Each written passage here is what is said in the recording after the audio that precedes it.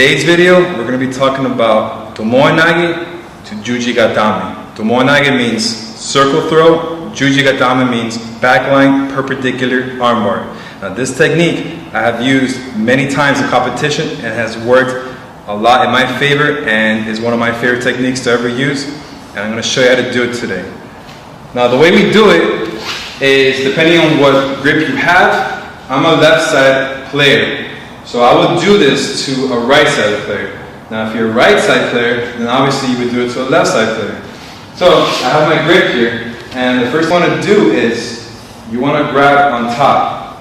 You don't want to grab on the bottom. You grab on top because you want to lock the arm when we come down for Juji-Gatame. Okay? So I personally like to grab a little low by the armpit area. Not too high here. You want to come low because you really want to be in position for the armbar. You remember, in the waza, you want to keep everything tight. There's no space or any area open for your opponent to escape from. So we're here, and I'm grabbing my right arm with the sleeve. And again, like I've explained before in previous videos, you want to make sure that the sleeve is tight and you have a very good grip. But what's important for you to know is you have to break the angle, because if you're going to do it directly from here, you're still limited in getting the arm to your position. Let me explain. So we're here, and let's say I don't break the angle this way, right? Because remember, what is Juji-Gatame? Backline perpendicular armbar. You have to get him in a perpendicular position for you to get the armbar. If you do it from here, you see there's not enough space, depending on your flexibility as well, for you to turn and go this way. Because in the end, you want to make sure you're coming like this. So that's why you have to break the angle. You want to make sure that you break the angle. From here, I'm pulling with my right arm, and my right leg is coming in by the belt. Entering as if it's Tomoe Nage, but not really. You're coming in as a fake. What you're going to do in reality is you're going to slide this way. You see? You're going to slide, and my left leg is going to come around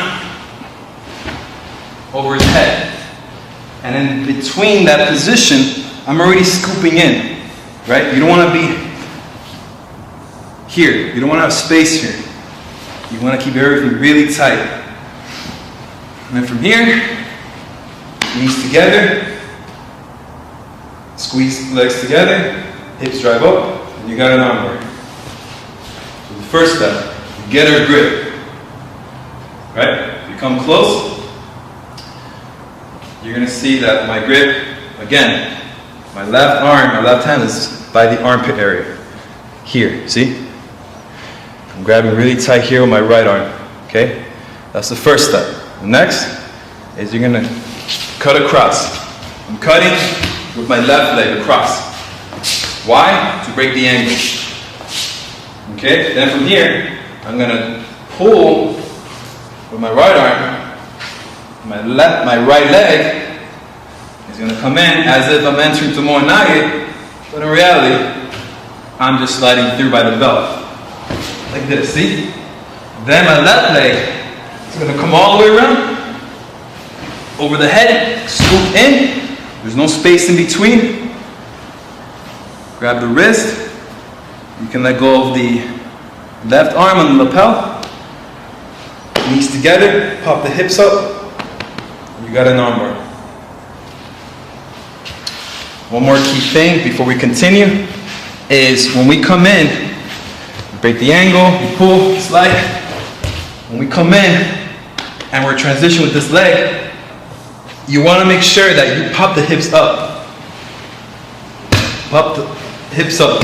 See, the hips are up. Up. And then finish it up. Now we go into the moving.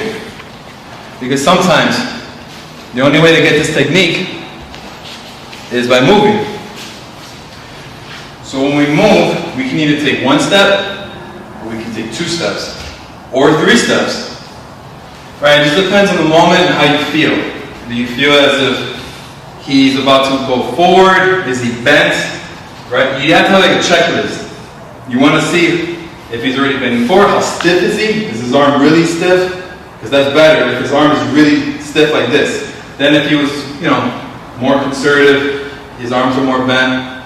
So you kind of have to have a feeling for if this is the right moment to enter this technique. So when we move, you can either move traditionally side to side, 2, 3, and then cut through.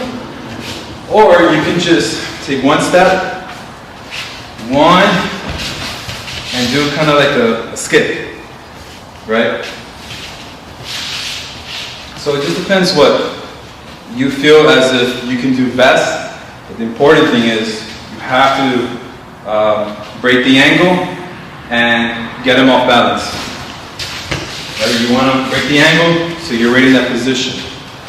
So you can either move 1 step, then cut, or take 2 or take 3 steps. But at the end, you always want to cut the angle.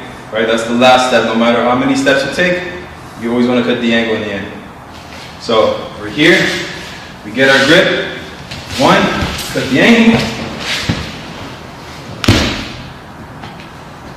and just like that. And that's about it. I'm going to make another video on how to turn your hips, because in Juji-Gatame it's very important that you pop your hips and you learn how to put yourself in that perpendicular position. So that's going to be either in the next video or in the future video, and I'll see you next time.